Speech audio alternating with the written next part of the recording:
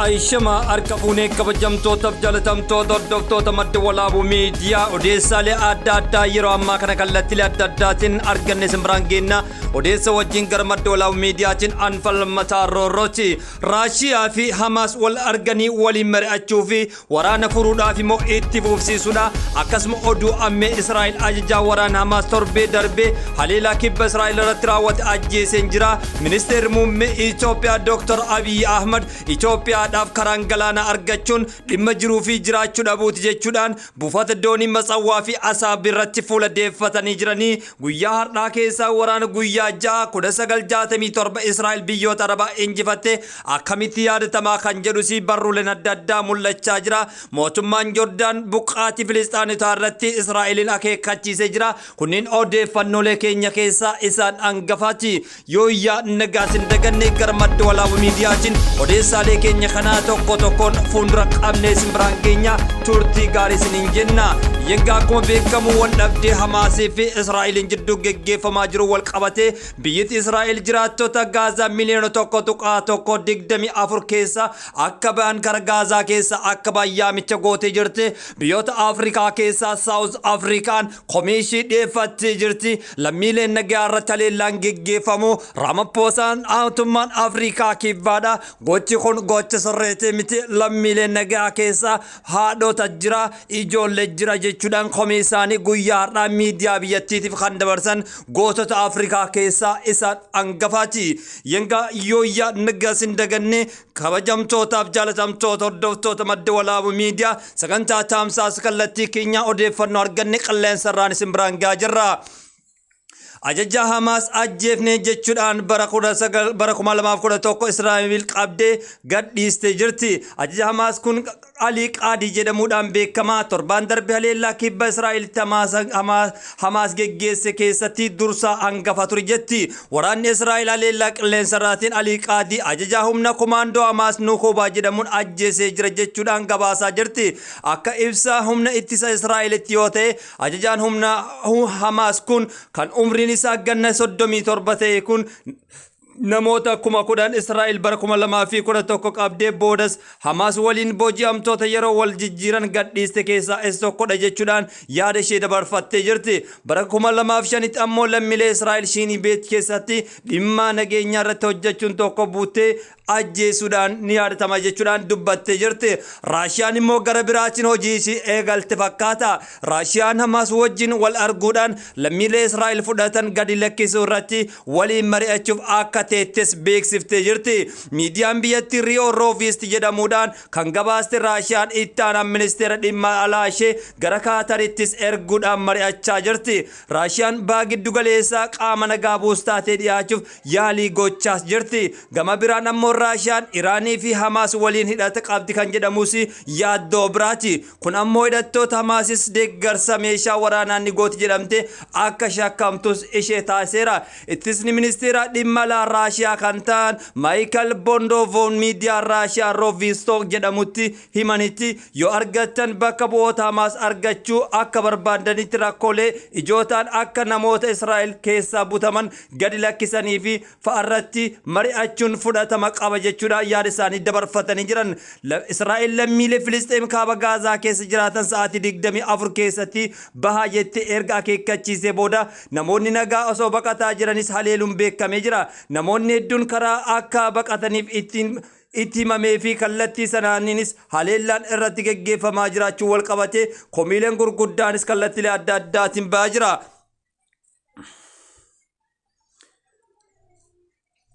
oduu ammeetiin immoo ajajaa olaanaa humna waraana ittisaa komaandara guddaa kan ta'ee fi lola qindaawaa geggeeffamaa ture keessatti ajajaa humna waraana Hamaas torbee darbe haleellaa kibba Israa'el irratti raawwate dursaa ture ajjeesee jira jechuudhaan humni waraanaa Israa'el gabaasaa jira miidiyaaleen biyyattii wal harkaa fuudhanii faffacaasaa jiran ajajaa guddaa humna Hamaas kan ta'e yeroo ammaa kanatti ajjeefni jechuudhaan waraanni Israa'el gammachuu isaa ennaa ibsatu dargaggeessi kun umriin isaa 37 kan ta'ee fi akkasumas bara 2011 keessa warroota leenjii ga'umsaa fudhataniitiin bara sanis mana hidhaa keessaa ba'e keessaa isa tokkodha jechuudhaan Israa'el gammachuu ishee ibsataa jirti. Ministeerri muummee Itoophiyaa Dr. Abiy Ahmad Itoophiyaadhaaf qaraan galaana argachuun dhimma jiraachuu fi jiraachuu dhabuuti jechuudhaan guyyaa kaleessaa paarlaamaa biyyattii irratti dubbatanii jiran. Buufanni doonii Mutsawwaa fi Asab kan Eertiraa keessaa akkasumas buufanni doonii Zeelaa kan Somaaliyaa laandii keessaa Itoophiyaa filannoo jiran keessaa akka taanis ibsanii jiran. Itoophiyaan buufata doonii waggoota 30 darbe dhabdee kanneen akkamiin argachuu danda'e kan jedhuufis gaafileen hedduun ka'anii turan. Muummichi ministeeraa Dr. Abiy Ahmad keessaayyuu yeroo ammaa kanatti Itoophiyaan kallattii kamiinuu buufata doonii qabaachuu dirqama isheeti jechuudhaan yaada ishee dabarfatanii jiran. Ministeerri muummee Itoophiyaa Dr. Abiy Ahmad Itoophiyaadhaaf karaa galaanaa argachuun dhimma jiraachuu fi jiraachuu dhabiiti jechuudhaan yaada isaanii dabarfatanii jiran. Dhimma karaa galaanaa argachuu Itoophiyaa yeroo garagaraatti kaafamaa ture. Amma ifatti ministeerri muummee Abiy Ahmad kallattiidhaan ibsa miseensota mana maree bakka bu'oota uummataatiif kennanii fi TV darbe irrattis kaafamee jira.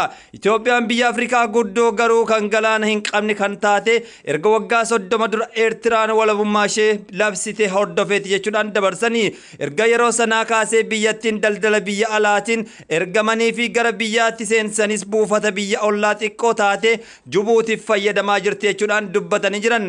Galaanni Diimaa fi Abbaay Itoophiyaan kan murteessan kan Itoophiyaan wal qabatan guddinaa fi badii Itoophiyaa bu'uura ta'anidha jechuun kan dubbatan muummichi Abiy Ahmad mata duree dhimma kanarraa baqachuun akka hin barbaachisnes jala sararuun dubbatan. Haasaa muummichi ministeera Abiy kunis kallattii Eertiraa irraatiin kan fuulleffate ta'uu baatullee hedduun garuu walitti dhufeenya biyyoota lamaan jidduutti waggoota darban keessa fooyya'aa ture balleessuun mala jechuudhaan sodaa akka qabanis ibsanii jiran. Baatiiwwan muraasa as dhimmi Itoophiyaa karaa galaana argimsiisu ifatti dubbatamu baatullee muummichi ministeera Abiy gara aangootti dhufuu isaanii hordofee biyyattiin humna galaana ishee diigamee ture deebiftee hundeessuun ni yaadatama. Gaafii karaa galaana muummichi Abiy Ahmad kaasan kanaaf Eertiraa, Jibuutii, Somaalilaandiin filmaata ta'uu akka danda'anis tarreessanii jiran. Fedhiin Itoophiyaa kan walitti bu'iinsa malee ittiin milkaa'uu danda'u filatamaadhas jedhanii jiran.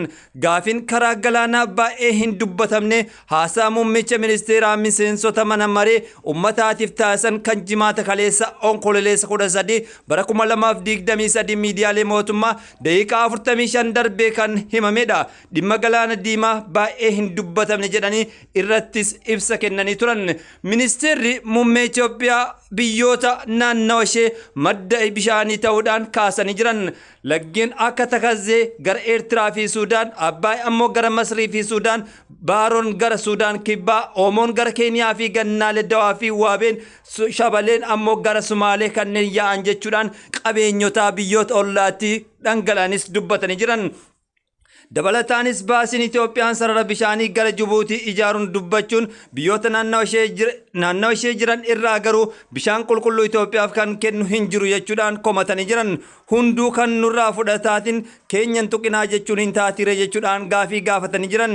Kana keessaa haa qoodannu garuu kan keenya hin tuqinaa jechuun ammoo sirrii miti jechuudhaan Itoophiyaan karaa garaa galaana Diimaa fi galaana Hindiitiin bahuun gaafachuun ishee sirriidhaas jechuun dubbatanii jiran. Barbaachisummaa karaa galaanaas akkas jedhanii jiran. Ministeerri muummee seenaa keessatti wayita galaana Diimaatti dhiyaannetti biyyoota cimoo addunyaa keessaa tokko ture. Erga jedhanii booda attamiin gara galaana Diimaatti haa dhiyaannu gaafii jedhu kaasuun yoo deebisanis ajjeechaa fi waraana ta'uu hin qabu jechuudhaan dubbatanii.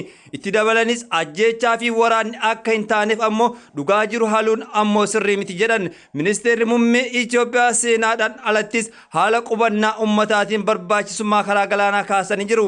Kanaanis sabni Affaar, Eertiraa fi Jibuutiin argaman akkasumas miseensonni Sumaalee, Somaaliyaa, Keeniyaa fi Jibuutti argaman bishaan galaanaa kana akka argatan kaasuun Somaaleen Itoophiyaa keessaa maal balleesse maaliif qofatti dhoorgame jechuudhaanis gaafatanii jiran. Itoophiyaan buufata argachuun filmaatawwan ilaalu kaasanii deebiin qaamolee kana irraa kenname irratti bal'inaan ibsa baatanillee lakkii yaaddoo qabna jechuudhaan deebii dabarfatanii jiran. waraana guyyaa jaabar 1967 Israa'el biyyoota arabaa injifatte akkamiin yaadama kan jedhus gaafii ta'e jira. Yeroo sana Masriin tumsaa biyyoota lixaa olaantummaa fi milkaa'ina Israa'el argattee tole jettee hin fudhanne. Daangaa UN's keessatti daangessee cabsitee seenuudhaan dooniiwwan Israa'el ulaa tiruun cufuu fi qocoloowwan ittuma fuftee turte Masriin yookaan Egypt. Kanaaf Israa'el bara 1967 leellaa tasaa irratti bantee Siiriyaa fi Joordaanis waraana sanatti makamanii. Waraana guyyaa ja'a tureef kanaaf Israa'el injifannoo argattee Yerusaalem ba'aa guutummaan West Bank, Gaazaan, Golaanii fi Hayaatii fi Siniyaa walitti qabdee fudhatte. Waggoota itti aanan iddoowwan kunniin keessatti quubsamni Yihuudootaa heddummaatee garuu Israa'eliif maaltu olaantummaa kenne kan jedhus gaafidha. Sinaa hundeeffama isheetiin jalqabee waraana gurguddaa biyyoota Arabaa waliinis dabarsitee jirti biyyi Israa'el.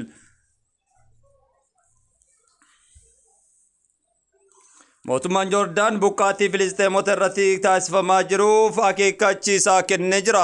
Biyyi baha jiddu galeessaatti argamtu Joordaan lammiileen nagaa irratti lolli banamaa jiru kun yeroodhaan dhaabbachuu qaba jechuudhaan bifa yaadaatiinis dabarsatanii jiran. Haaluma kanaan biyyoota Afrikaa garaagaraa keessattis komiin hawaasaa mul'achaa kan jiru ennaa ta'u biyyi Afrikaa kibbaa Saawuz Afrikaanis komii gurguddaa muummicha ministeera pirezidaantii biyyaa wajjin komii isaanii dhageessanii jiran NSN. Haaluma kanaan biyyoota kaaba Afrikaa keessaa yesii kallattiilee adda addaatiin komiin hawaasaa cimee itti fufee jira. Waraanni hin barbaachisu lammiilee nagaa irratti kan jedhu irra hedduun isaa gabaasa qophaa'ee falmataa Roorroo Madda Walaabuu Miidiyaarraa.